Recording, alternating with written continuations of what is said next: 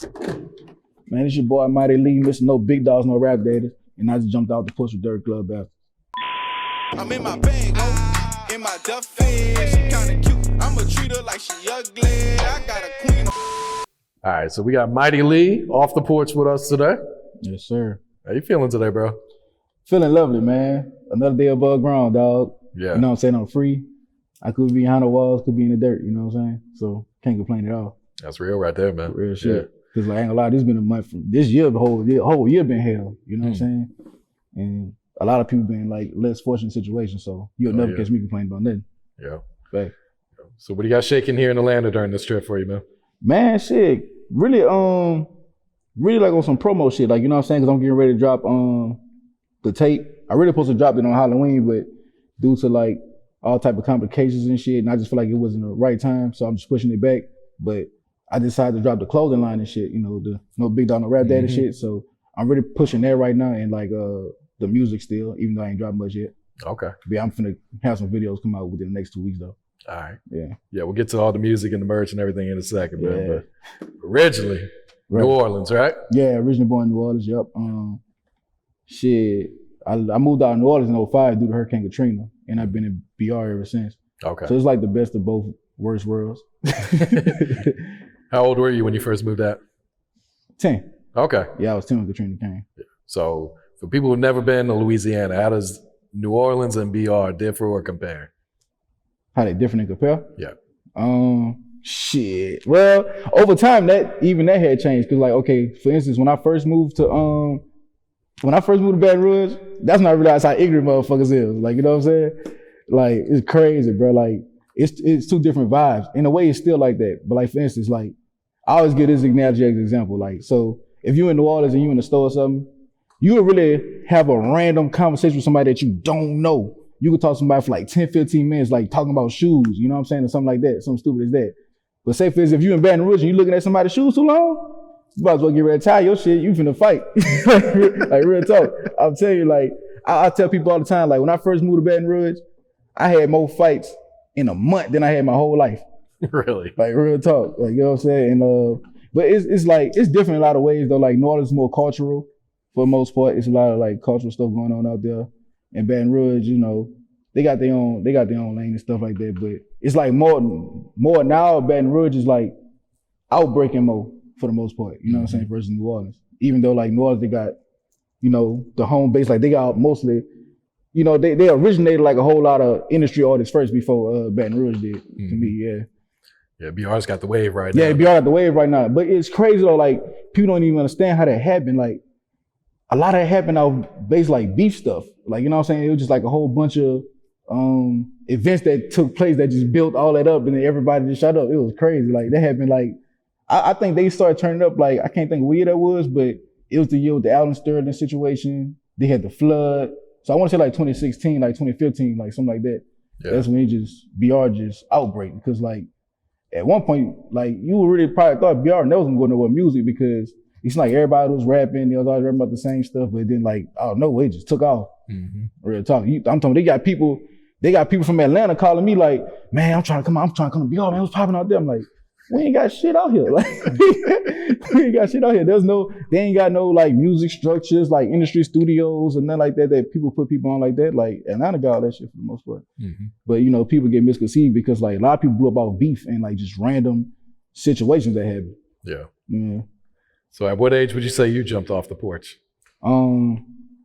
I'd say about 14, you know what I'm saying? Like 14, that's when I really started to get off into a whole lot of different stuff. I kind of got out my shell, you know what I'm saying? Like I always was doing like little sneaky stuff for the most part, but like I be trying to tell people, man, like if you ask 7 different people about me, you're gonna probably get 7 different responses, you know what I'm saying? Because like I try to be a man of different faces. Like I try to be able to like, you know what I'm saying? I hate to say it like this, but I try to be able to like slither with the snakes, then lay around there and then put a fucking suit and a tie on, then, you know what I'm saying? I just try to be well-rounded with everything. Like, you know what I'm saying? But that's really, I don't really try. That's just how my personality is. Like I'm a whole bunch of different people. It sounds crazy and fucked up, but that's really what it is. Like, yeah, like you'll get people that know me from a whole bunch of different things, but I jumped out the porch about 14, because that's when I really like, because for one, that's when I realized how fucked up my situation was in life. Like, you know what I'm saying? Because like for one, like I was always in my neighborhood, like that one street. Like, you know what I'm saying? I never really, like my mom ain't had no car. Like nobody in my immediate family that stayed in the house had a car. You know what I'm saying? For the most part. So I basically went everywhere I could walk within 15, 20 minute radius. You know what I'm saying? And so like, when I started like really making different friends and stuff like that, and I'm going to their cribs and shit like that, that's when I realized like how fucked up my situation was. And I'm like I say this all the time as a joke. I got one of my best friends, you know what I'm saying? You know, he's always want to come where I stay there. He's like, man, it's fun over here, be going down over here. I'm like, man, whatever. So I go to his house, bro. I go to his house, you know what I'm saying? He got like a whole wholesome family. Like, you know what I'm saying? He got his daddy, his mama, you know what I'm saying? Like he introduced to it. I'm like, damn, nigga, you got a daddy? And like he looked at me and laughing, but it was like nobody around me had no father figures. Like, you know what I'm saying? So he kind of fucked me up for a second. You know what I'm saying? Then he had like a whole bed. Like that was like one of my first times seeing like a whole bed. Like I'm talking like the headboard, the foot. Yeah, like cause you know we was on a mattress and shit with the covers and shit. So that fucked me up too. So like just seeing that shit made me realize like, damn, I gotta really do something to like really kind of break this curse and shit. Like, you know what I'm saying? So that's when I really started getting off the shit trying to get money and like I got focused. Like I had a mission. Shit, yeah. So that's why I say 14. Okay. And your brother is Lil Derrick. Yep. Original hot boy. Facts. Original hot boy, a living legend. Well, not a living legend, but he a legend. You know what I'm saying? Legendary. Yeah. Like, you know what I'm saying? Like, and it's crazy like that. It took me so long to realize that. Like, I didn't realize how much weight my brother name carried until like I was like 20, 22, some shit like that. Like, you know what I'm saying? Cause like, I don't know. I just ain't never really thought that. Like, and like I'm seeing it more now because like even like the younger dudes, like, you know, they sampling his music, they quoting shit. He said like he had one of the hottest songs, like The Beef Ain't Never Scorched. I don't know if you're aware of it, but like, man, that shit is like a commandment or something. Like, you know what I'm saying? Like, matter of fact, I got this shit tatted on my stomach like a commandment, like a scroll. Like, cause that's some real shit. Like, beef ain't never scorched or die down sometime. Like, and so like, there's just that song alone still carries so much weight to this day. Cause like you get so many people quoting it. Like I get people all the time, like when they find out that that's my brother, he like, man, son, like I want to go out like that. Like, you know what I'm saying? I be like, man, that's kind of fucked up that you kind of thinking like that, but you know, it is what it is. Like he influenced a lot of people. Oh yeah. Like real shit. And I never even knew that like until about a good couple years ago. Really? Shit, yeah. How old were you when he was killed? 7. I was 7. Okay. Me and my brother was 14 years apart. He died at 21. Oh wow. He died at 21. Yeah, Halloween 18 years ago. Oh wow. And that's nothing to mess me up because like I just realized that today that was 18 years ago and I'm like, damn, it's almost 2 decades, bro. He's still relevant to this day. Like, you know what I'm saying? Like, you gotta think about it. Back then, it wasn't no Instagram, no Twitter, no, you know, people wouldn't even, I don't think YouTube was out. I don't know about that, but so that mean like, you're not like, you know what I'm saying? Like he really just put in groundwork to get that established like that. You know what I'm saying? So like, that's why I be always finding myself, like, every time I be want to say like, you know, fuck this rap shit, I can't, bro. Cause like, man, motherfuckers put in blood, sweat, and tears for this shit, like for the paved the way for me. And I ain't even realize I had the way paid for me the whole time.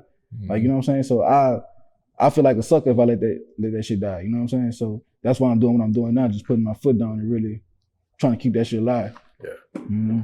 What can you tell us about your other brother? My other brother, not really much to tell. My other brother died at birth. Oh, really? Okay. Yeah, he died at birth. That's why I always put that in there. But I include that in there because I know that still affected my mom. You know what I'm saying? So that's why I always holler, you know, mama last son. She had 3, lost 2. Now I gotta be that one. Cause like that's what any woman, like, you know what I'm saying? Like if she have a child that they had to have a funeral and everything. So that still was a part of her. Like, you know what I'm saying? So, and like me and my mom got a strong bond. So like, you know, what affects her affects me for the most part. So I carried that like that. What was one of the biggest life lessons you learned while growing up? One of the biggest life lessons growing up. I'm gonna say, man, never be afraid to step outside your situation. Like, and it's really more to life. Cause like, it's a lot of people like that died so young, bro, not knowing like, you know what I'm saying, what the whole world had to offer. Like, it was to the point like, I was so adjusted to like how everybody was living in my whole situation around me. I didn't think I was gonna live past 18. Like real shit. Like I was like 12 thinking I wasn't gonna live past 18. I made 18, I'm like, well, should I be lucky to see 21? I made 21, I'm 25 now. Like, you know what I'm saying? That's ignorant as fuck to think like that. Like, you know what I'm saying? Like, and like for instance, my brother died at 21. It's a lot of shit my brother didn't get to see or do. Like my brother didn't have kids. He didn't get married. You know what I'm saying?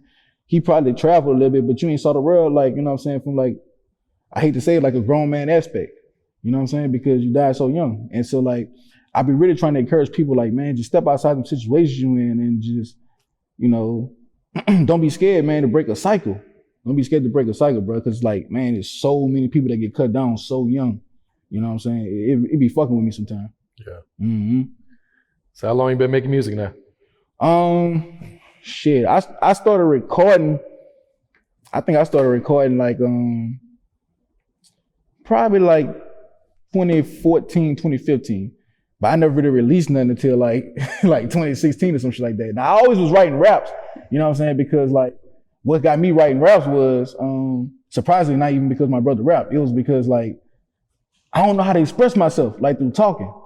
Like, I'm not a good talker. Like, if you watch my interviews and shit, like, you could tell, like, this motherfucker did not explain himself well. But if you listen to my music, like, you'll learn more from me from listening to my music than watching the interview. Like, you know what I'm saying? Real talk. Like if you listen to any one of my takes, any one of my songs, you'll get my personality before talking to me about it. And so it was that. And then it was like, around the time gap where I started writing raps, like I said, I was in Baton Rouge. And, man, everybody, it was like on that jigging phase. I don't know if you're familiar with jigging and shit. That's just like straight club music, you know what I'm saying? Fighting and shit, popping pills and shit. And I got tired of hearing that shit because I'm like, man, I don't pop pills and shit, all that dumb ass shit. So I really wanted to hear like some shit that I wanted to hear, like, you know, what I was going through, like, you know what I'm saying? Struggle shit, you know, real life situations and shit. So that's when I started writing. And I really just was writing because it was some shit I wanted to hear. And then, like, you know, my homeboys and shit like that, like they know like situations that I was talking about, they know it was facts. So it was almost like I just was rapping for them because they like, damn, man, he talking some real shit because that shit happened yesterday, last week or some shit like that. Like, you know what I'm saying? So, and then they just turned to like, I think I fucked around and dropped a tape. No, I think I dropped a song first. I dropped a single first. And then like, it got a bigger response than I thought it was gonna get. Cause like, nobody knew me for rapping. Like, you know what I'm saying? People knew me from a whole bunch of other shit, but not rapping. So like, I guess that caught people off guard and they're like, damn, this motherfucker actually could rap. And so like, when I saw a response I got, I'm like, yeah, I'm just gonna do something with this. And it really was like supposed to be on some group shit. Like that's where my name come from, like the Mighty, like MightyLee. I had a cousin, he in jail right now. His name Joe, but he called himself Mighty Joe. And I kind of got like a marketing mind, you know what I'm saying? Around that time, I'm like, dog, we can really pull this shit off. Like, you know what I'm saying? Like, everybody just put Mighty in front of their name. Like, we all like Mighty Gang, like group and shit. But they was all, you know, it was always, like, we went seeing eye on a lot of shit. And so, you know, he went to jail and, you know, I stuck with the name. And shit, I just started dropping. People was fucking with it. And shit, I just went from there. And then, like, I dropped a tape, Still Undisputed. I can't think when that was, but I dropped the tape Still Undisputed because, you know, my brother, he had the, you know, Undisputed, like, you know, knockout artists and shit like that. So I tried to like Still Undisputed, kind of like, you know, playing off that. And it got a decent response and shit. So it just was up from there. But I ain't gonna lie, I got big headed though. Like, you know what I'm saying? Cause like, mind you, like I'm 17, 18 around this time, you dig? And like, man, I had like, if you listen to the tape, it was like some cold lyrics and shit coming from a young nigga. Like, you know what I'm saying? Like around that time, young niggas weren't rapping like that. Like, you know what I'm saying? So I was really getting grown ass men, like putting me over at gas stations and shit, like taking pictures and shit. So like in my head, my ego was bigger than my situation. Like, you know what I'm saying? So I got to the point like, man, fuck that. I ain't doing nothing for free no more. They got to pay me for everything. You know what I'm saying? I got to the point people was paying me for shows. I wasn't going to them bitches. Like just buku stupid shit, bro. It was just like a whole lot of dumb shit. You know what I'm saying? I kind of got comfortable. Like, you know what I'm saying? And so, you know, I just kind of stopped fucking with it for a while. And then, but it's like every time I fuck with it, bro, it's like good shit happen from it. It's just like, honestly, I'm my own biggest obstacle. Like, you know what I'm saying? I'm not consistent with the shit. Like, that's what it is. And so like, like I said, I'm learning myself as I go. So like this year, I'm really like up and focused and shit. This pandemic really set me down so I can really get time to, you know what I'm saying, focus and get my shit together. So that's why I say like, this shit finna be a household name. Cause like even this shit, like, you know what I'm saying? It's standing in their chest. So yeah, I got my shit together, bro. Yeah, let's talk about the label and the merch, man. Yeah, no Big Dog, no Rap Daddy shit. That originated, bro, cause like, I mean, if you put together that Derrick, my brother, then I'm pretty sure you know Birdman, my uncle and shit like that, right? That's my mom's brother. Yeah. And so, not bashing nobody, naming no shit like that, but you know, they had situations like, you know how that shit go. People saying like, you know, reaching out, they gonna do this, do that, whoop the whoop.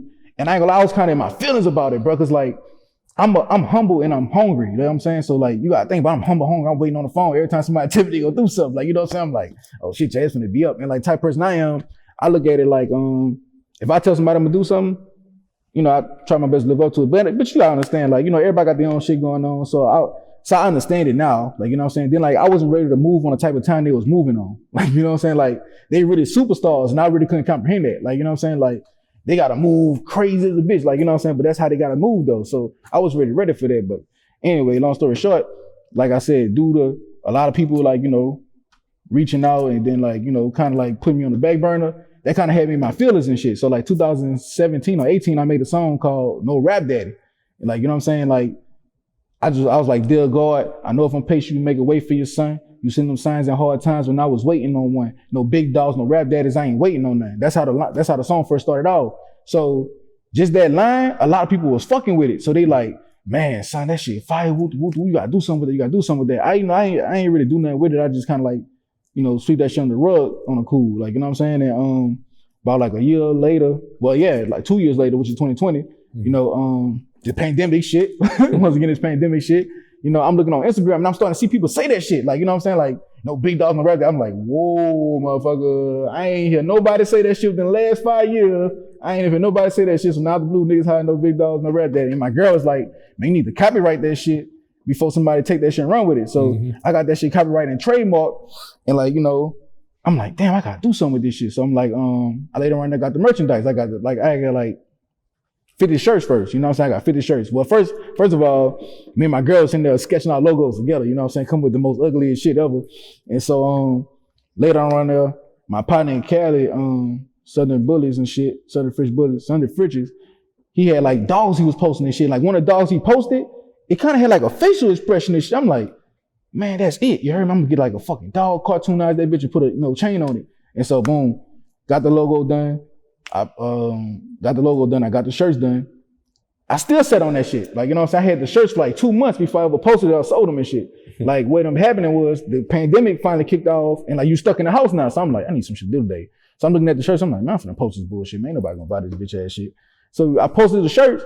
Man, I had so many people at my top. Like I ain't gonna never forget this shit. Like that whole day, I'm talking about I left the house like 8 in the morning. I ain't come back to like 11 o'clock that night. The whole time I'm selling shirts the whole time. Like every time I try to come back home, somebody else called me for like 2 more shirts and shit like that.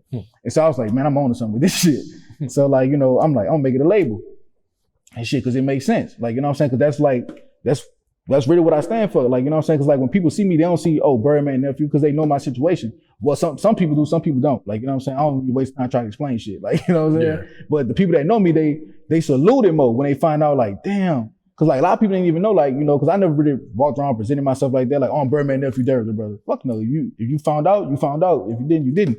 And so, so when people did find that shit, they like, damn, they had a whole nother level of respect for me. Like, you know what I'm saying? Cause I didn't carry that shit, like, you know what I'm saying? And then, you know, I touched a lot of people with it and I never realized it, dog. Cause like, every time I sell a shirt, it's like, I gotta talk to somebody for like 30 minutes because they won't sit here and tell me how like, I ain't got no big dogs either, bro. Look, I just came home from the feds, bro. You know what I'm saying? I was jugging for my music and shit like that with Whoop. But I said that listen to them though, cause who am I not to? Like, you know what I'm saying? Cause like, that's real shit. People supporting my brand and shit, man. Like, and people don't understand though. Like, I did it as an awareness also, not shitting on nobody who, you know, got somebody paying their way for the music and shit like that. Like, cause that's cool if you got somebody that's supporting you and shit and like believe in your craft that they, you know, put their own money for you, that's cool. Like, don't be no dummy just because I'm saying no big dog, no rap dad, and be like, nah, fuck that, I ain't taking nobody handout. Nah. But at the same time, I'm just like trying to bring awareness that they got people that don't have that. And like, people don't understand how hard it is to do that music shit, like on your own, bro. Like, especially like if you like a man with this shit, like you got a family, you know what I'm saying? And like, you just taking care of shit and you got responsibilities. Then on top of that, you really chasing the dream still. Like people die for this shit. Like, you know what I'm saying? Like people putting their life on the line, people in jail for that shit because they really jugging and hustling, risking their freedom for music. Like, you know what I'm saying? So it was really more of a awareness thing for people to understand, like, man, don't shit on nobody. Like, you know what I'm saying? Because you don't know what people really putting on the line for this shit every day. Yep. And so, like I said, man, it just caught fire and people really was fucking with it, man. So like, I just was glad I could be that, you know what I'm saying, for people. And I really want to keep doing that shit. Like, you know what I'm saying? Like I plan on like expanding the label, making it big, you know, signing motherfuckers and shit. Like I plan on signing my artists in February, you know what I'm saying? And just go crazy from there, bro. Like, you know what I'm saying? Like my dog, he signed, he a cameraman to the label and shit. Like I'm trying to have everything in-house, bro, and just like trying to give people the chance that like, people don't give them and shit, like, you know what I'm saying? Because they got a lot of talented dudes out there, but it's just like they don't have the funds, or if they do got the funds, it's like they know what they did for the money, so it's like, fuck, man, I worked hard for this fucking money, try to put this shit towards my rap shit, because I had that same mentality for a while, like, you know what I'm saying? Like, man, you know what I have to do for this shit? So you want to tell me you want to pay $1,000 to do this shit? Or that shit costs. People don't understand, like, thousands of dollars of videos, traveling, you know what I'm saying? Studio time, all that shit add up, bro. So it's just like, I just was trying to bring awareness and a light to this shit, because, like, man, people don't understand, like, people really dying for this shit. I got so many friends, bro, like, that really was jugging just for their music and shit, bro. But they had families and shit also. Like, man, that shit, it just be fucking with me. Yeah. So that's the whole backstory for that. All right, so Mama Last Son, this new project, right? Yeah. What can you tell us about this project? That's crazy. Well, you on your shit. You on your shit. That's crazy. Now that one, I never really took my time and like really crafted a project before. So like, this was gonna be the first one that I do that for. Like I said, I wanted to plan to drop it on Halloween, because that's the day my brother was killed. But I pushed it back because I don't really want to rush it and shit. But the project, I ain't gonna lie, it's gonna be hard, dog. Like, real shit. I recorded most of the songs already. I probably got like 2 more put on there. I'm just waiting on features from I think like Jay Arson and Lil Soldier or some shit like that. But it's a well crafted project and shit. Like, you know what I'm saying? And I'm kind of bringing back the city vibes, like the New Orleans vibes to it and shit. Like, it's heartfelt, but at the same time, like, the production on it kind of got like some like kind of the bounce material, but I'm talking real shit though. It's not like I'm, you know what I'm saying, making shake your ass songs and shit like that. Yeah. I'm talking about real shit on these songs though, like, you know what I'm saying? But it's really like a heartfelt project. I already put a lot into this shit, like real rap. And I really think it's gonna be, I think that's gonna be big. Like, mark my words on this bitch. When I drop it, I think it's gonna really like not saying if you know, make me industry, it's gonna be a big stepping stone in my career. Facts. That's why I want to rush dropping it and shit. So like, I got the other project in works that I'm just gonna drop in the meantime, the No Big Dog on the Rap Daddy project, which is like kind of like a collaboration of different artists that I fuck with, like some underground dudes who I know ain't got no big dogs, no daddies out here, you know what I'm saying? And they really just holding it down on their own. So I'm probably drop that in the meantime and shit. But yeah, Mama Last Son, that shit gonna be something special, bro. Cause like mind you, it's a tag I see on most of all my songs and shit already. So it only makes sense to make it a tape. So but I'm thinking I might push the date back to December 15th, because that's my brother's birthday.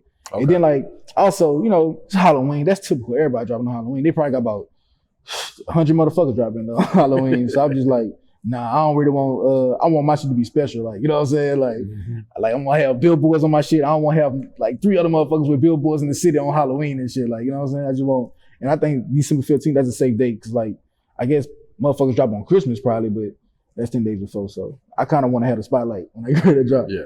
Real shit. What's the single that you're pushing right now? I